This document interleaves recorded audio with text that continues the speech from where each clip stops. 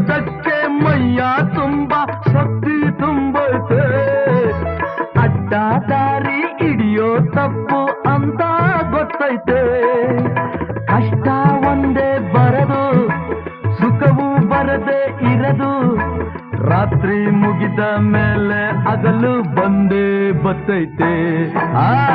ತುತ್ತು ಅನ್ನ ತಿನ್ನೋಕೆ, ಬೊಗದೆ ನೀರು ಕುಡಿಯೋಕೆ.